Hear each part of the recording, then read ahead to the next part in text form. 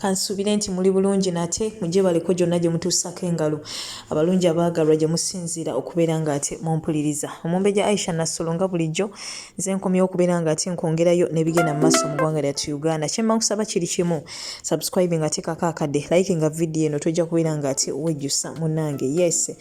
naye nga mawulire amalungi agaliwo ge g'okubeera nga omubaka Shamim Malende eyatwaliddwa ate mu ggwanga lya Kenya wali mu kibuga Nairobi okubeera nga ate munange bamwongerako ku bujjanjabi obw'enjawulo bwe twogerera munange embeera ezzaamu ku ssuubi twongereremu ddala essaala asobole okubeera nga ate bambi assuuka agende mu maaso n'okuddamu okubeera nga ate atambuza emirimu gye ng'omuntu bambi yes so nga ate ebyo nabyo tubitadde ku bbali ye Fifida Queen bw'atyo ate yalabikiddeko mu interview emu omunno nga muyabuliridde abakyala bonna munange be bafulumizaako obutambi bwabwe obw'obuseego nga ne Nakankaka munange mu mutwalidde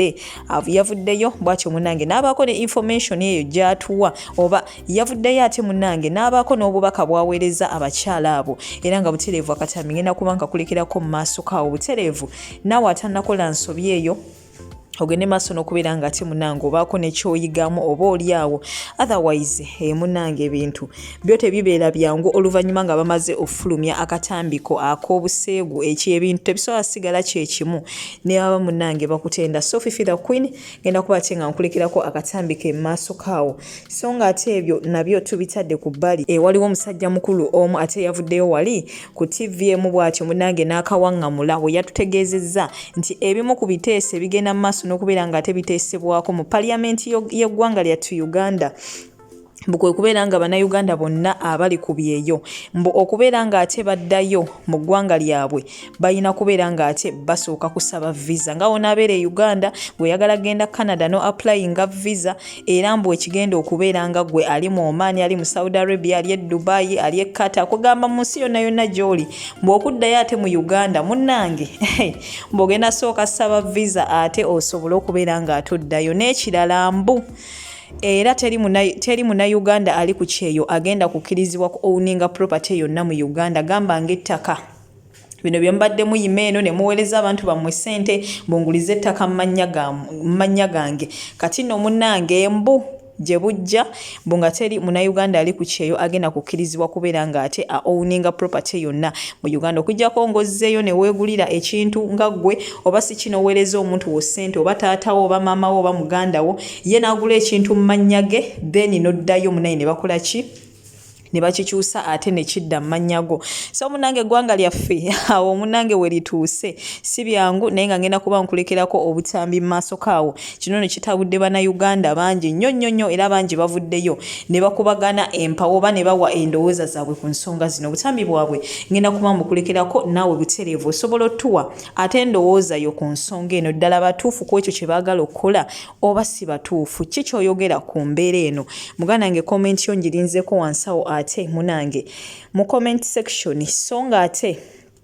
ebya Kapeesa omugenzi Kapeesa nabyo munange tebinnagwa mu kuziika kwe okweggulo Jajjawe bw'atyo yavuddeyo n'ategeeza mbu Kapeesa munange battamutte era bw'atyo alina omuvubuka gwe yabadde ayogera nti omuvubuka oyo ye yasso muzzukulu wange naye ng'omuvubuka oyo tamwatula mannya wabula nga ye agamba kimu omuvubuka oyo munange ye yakoze eki ye yasse muzzukulu wange akatambi ke ngenda kuba nkakulekerako naye nga si byangu butereevu komenti yo ginterekawo wansi naawe okkiriza nti Kapeesa battamutte oba nange tukkirize nti yali ntuuko ye n'ekirala waliwo TikTok omu avuddeyo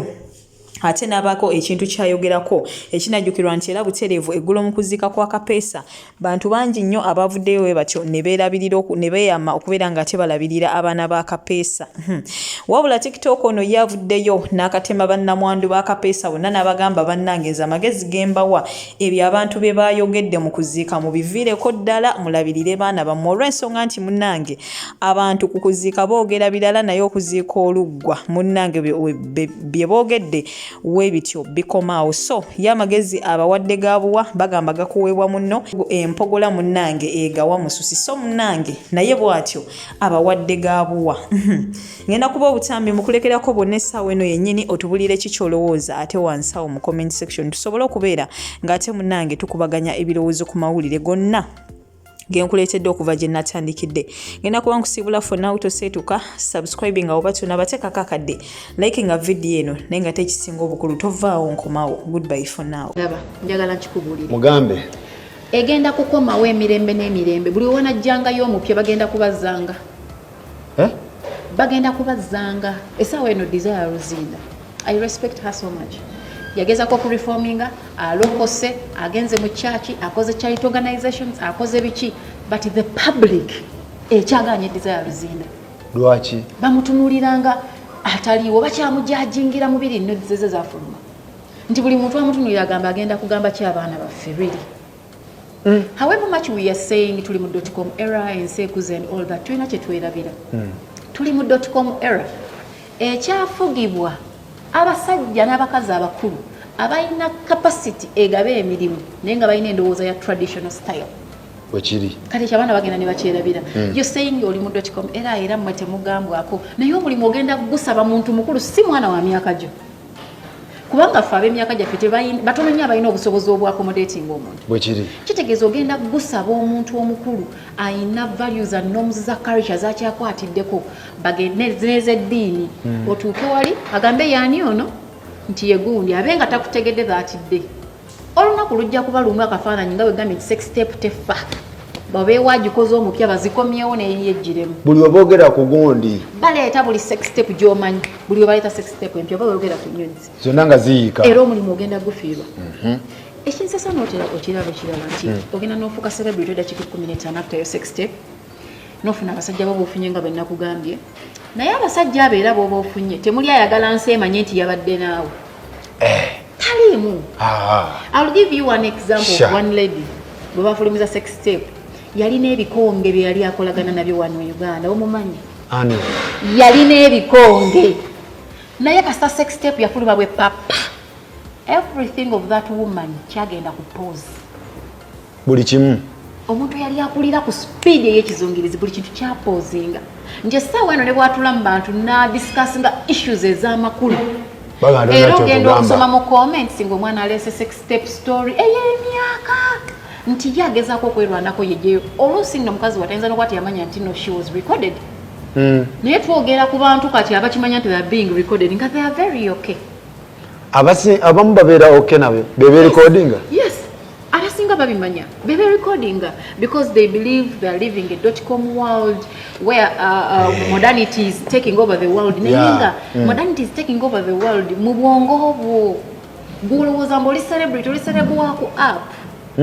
being hosted in a TV show or what tekikufuula celebrity faluko badde ku mpewo okimanyi bulungi baleese etteeka ssebo bannayuganda okudda wano abaagenda mu diaspora bannayuganda bali mu diaspora okudda wano balina kusooka kusasula ssente nakusaba visa coming back home okumanya abasajja bano bajjoga abate abakola effujjo ku bannansi bw'ogenda n'obatunuulira n'obabuuza naye golinnansi wajja munnayuganda okudda wano nina n'abangi be bagobye ne babasigaze berijjamu visa Uganda is coming back home ne babagana mbu balina kusooka kujjuza online visa ate ababeerako kuli simanyi ababeerako kuli tebaba nabudde ne babalekaawo kati n'ekyokubiri mwami Museveni kino kyoleeta mu parliament mbu simanya abannayuganda abali mu diaspora tebalina owninga land here please it cannot work bino tukibabuulira misana kubanga bano abasajja bafunye amalala mangi ne bafuna ebiwawaatiro they think they own everything in this country tosobola kugamba munnansi akomawo ewaabwe mbu alina kusooka kusaba online visa no these people are coming back home nagamba luli omusajja omu kubanga muwali we tubagambako nga bagamba bubana abantu basoswa nagamba musajja nti Seruganda gwokola mu bino mwetteeka lino bye muleeta mbu munnayuganda ali ebweru ali mu diaspora talina owninga land here. How did you come to Uganda? He came as a refugee and welcomed some of those people. Now they own such bigger positions. Katibala banti no tibacha. So, nze oboli wenale muliriza kino. Oboli wenale. Oboli wo position. Oboli wa dini ki. Twetaaga justice. Justice can only be applied. Nga totaddeewo buno eno mbeera eriwo y'abantu kwagala nnyo ssente kisuse nkugambye kungoba okumawe wamwe lwaki ate nkusaba visa okudda ewammwe n'ogisasulira wali ku kyeyo jangu owulire gano omusajja yayemye ku TV n'alyoka akawaŋŋamula nti ebiyitayita mu bisenge bya paaliyamenti eyo bigamba nti etteeka eppya ligenda okuyita eriteesebwako ng'omunnayuganda yenna bw'oba manyi nti wakwata kakeesiko n'osala booda n'olinnya ennyonyi n'ojja e Bulaayo kola Ugandans abroad okimanyi nti ogenda kuba weetaagisa visa okuddayo e Uganda. Tekyasosodde oba oli munnayuganda oba oli wa dual citizenship oba olina passport ya Uganda yokka naye ogenda kuba weetaagisa okuapplyinga visa okudda ewammwe gye bakuzaala ngamba gwe akanudde amaaso ewa maama wo. Bannayuganda tugenda kuswala. Tebakomye kwawo era ne bakawaŋŋamula ne bagamba nti munnayuganda tagenda kubeera nga bw'abeera ng'ali bweru takkirizibwa kugula property yonna mu Uganda. Bagenda kukubira emiggo bamaama bamwe bwe mutuma obbagulira ettaka ery'ekyapa tokkirizibwa. Okkirizibwa okuweereza muganda wo, maama wo, taata wo n'omuweereza ssente n'omugamba nti ngulira ettaka mu mannya go kwe ndiba nkomyewo e Uganda nja kulikyusa ndizze mu mannya gange. Munnayuganda tagenda kukkirizibwa kugula ttaka oba property yonna mu mannya ge ng'oli bweru. Yeyo paaliyamenti yammwe. Kakati gwe munnange eyasala n'olinnya ennyonyi n'ojja tulabika nga tugobeddwa eka naye banaye tugenda kuswala. Abantu abali mu nsi endala abazungu baba batunuulira ebintu bino babaseka oba bawulira batya oba nabo babirabanga bwe mbiraba. Ogenda kutuuka ekiseera okubire maama wo mugambe hello mami munnange nkwegayiridde genda onsabireyo ka visa ka myezi 2 nzije nkulabeko nga maama gw'osaba ali mu nsi yo mwe yakuzaalira oli munnayuganda naye munnayuganda taata wo munnayuganda banayiba bo bannayuganda nga buli omu munnayuganda. Ye Uganda yammwe weeri weetuuse tusabirigane. Singa etteeka eryo liyita nze mune sina buzibu nja kufuuka ejenti nga tukwayo ka visa k'emyezi 2 tukwayo ka visa k'emyezi 3 tukwayo n'akeena okuggyako bannayuganda abali wiringi okuddayo nga togenda kuddamu kudda bweru. Simanyi oba kino paaliyamenti oba yatuwuliddeko obujja oba yakoze etya ne kino nga bwe nkyogera nga nseka mpulira ennyiike nennina okuluba wakubanga nange lukola ki lunsiiwa. Kyekyo ekigenda mu maaso mu paaliyamenti yammwe omusajja yakibotodde ku interview bwe tutyo bwe tuyimiridde. Kati munnayuganda ali eno ku mawanga ajja kuba yeetaaga visa okuddayo mu nsi ye. Nze waliwo ne lwe bambuuza my nationality n'enswala n'ogamba nti amwe Uganda ni kubanga tekyaswala eswaza buswaza. Ngenda n'embeerawo ne ngamba singa nali nsobola okyusa obuzaale bwange nationality yange ne nkyusa nemanga sikyayitibwa munnayuganda kubanga okubeera omunnayuganda kikolimo kyennyini. Kubanga waliwo ebintu byerabira ddala nga bava mu kunyigiriza ffe bankuba ki wabula nga batufiiriza bufiiriza batulemesa kuddamu kujja kukikuba kubanga waliwo ekintu kyolaba nga kikususseeko nga kinyigiriza na bunyigiriza kuba kati nze omuntu addayo ewaka neetaaga ntya visa okuddeeka. My lord, I wonder. Okufuna visa ng'okoma we. Bw'oba munnayuganda ng'okomawo Uganda. Kale tuuka entebe tulabe bakuzaayo. Tukubire. Tebasobola. Nga ndi munnayuganda waliwo kye bayita dual citizenship. Siffe twabagamba mukole budget nga mulidderidde ssente kati Uganda eddidde nalabe nakiwala kiyingi simanya alina office wali oba naye ali mu buto mu bugundi bwa yellow fever mwenna muli awo munoonya ekisaawe ky'entebe kifuuse ky'ababbi n'abanyazi. How can you tell me nti munnayuganda ava e Bulaaya alina dual citizenship bw'akomawo mbu yeetaaga visa ya $5 nze kambabuulire ngenda genda e Bulaaya nkomawo ne munnayuganda kati muzimusabe tugenda kusulawo kale tulabe kye munaakola tusula kuddira munnayuganda kati ng'ogamba mu Amerika ngadda mu Amerika ngo abasasula visa nimbubana deewo bano abasajja babbye ensi banatera kusolooza wetufuluma genda kukola pupu. How can you say ti munnayuganda akomawo bw'otyo olina osooka okusaba visa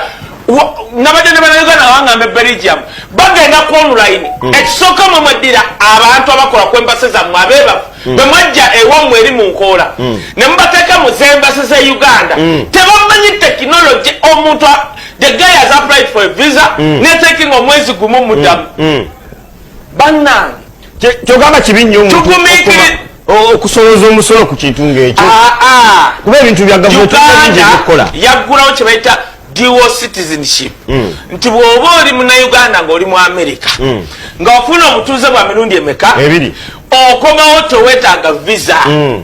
kati bano basajja basitaddeyo nga kiringa ga mu nkubo ku kisaawe Entebbe kasaba kulaba ng'olina passport ye Denmark bitya kati naye nga gikeebera mu ti Uganda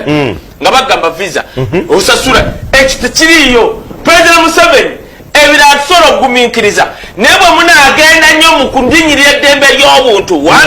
ne mulinyirira Abannayuganda bakomawo Uganda ekyo tu ebyo ebintu bibiri tebigenda kuleka waggulu. Olaba Bobi Wine yekka yabalinye ku mitwe erwa human rights abuses bwe munaagattako Bannayuganda okukomawo nti balina sasula visa ennaku zammwe embale nze mbabuulira ati nkunyonyola Bobi Wine abalinye ku mitwe ali ku mutwe akutudde ate wembasiteennaku bagambye Saabalwanyi yayalwanye mu second world war teyali mukulu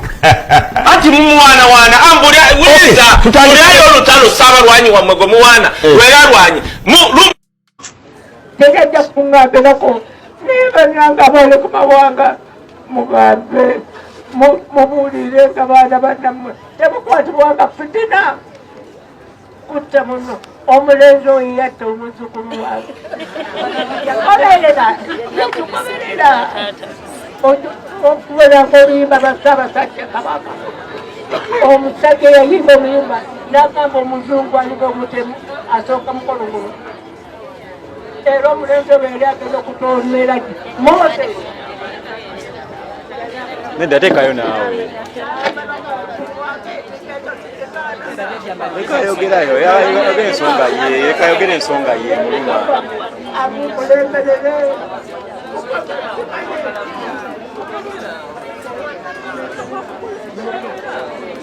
tiktokers mwenna abagenze ne muzika Kapeesa mwebale biga bambi mwebale Katonda abaddizeewo naye no message egende eri bannamwandu mwenna naawe gwe balese n'olubuto abo naba basuubiza simanyi ngenda kulabirira abaana bammwe ngenda kubasasulira school fees kino mukijje kunze mutwala abaana mu masomero ge musobola okusasula school fees abaana mbawe emmere gye musobola okwekugula ate mumanye nti ku nsi musigaddewo muntu wo maama oliwo na mwana wo teri muntu agenda kukulabirira babyogera ku mikolo kutwaza mukolo mu maaso kusanyusa mukolo kuweesa omukolo ekitiibwa naye teri muntu adda mabega. I'm living example nange kenyini bali bansubizaako ng'ovudde ne ku bano ba tiktokers naye waliwo abantu bolabanga mugagga alina future agamba ngenda kusomesa paka ku university naye olunaku lwe muva ku lumbe ne bayingira motoka zaabwe ne mwera olujja lwebeerabira teri adda mabega kukubuuzaako nti oba omwana alidde kaki oba school fees teri agenda kudda mabega. Abantu bonna bemula balina ebizibu byabwe nkusuubiza mwana wo ngenda mulabira alina ebbanga ngenda musisa school fees wa baba balimba. So bw'oba ng'oli Uganda ng'olinawo chance yogenda ku kyeyo genda okolobwa akadaama olabirire akaanako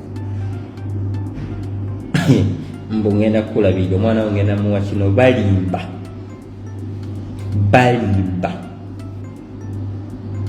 teri agenda kulabirira mwana wo kasita ofiirwa omuzadde fe abamanyi okufiirwa omuzadde ng'oli mwana muto tukimanyi abantu bayimirira wali ne beeyama n'obulabira ddala buli kimu kiwedde mukwano mugende bambi mukolere abaana bammwe mwebateeka mu masomero ge musobola okusasula school fees naye teri agenda balabirira mbabuulira amazima.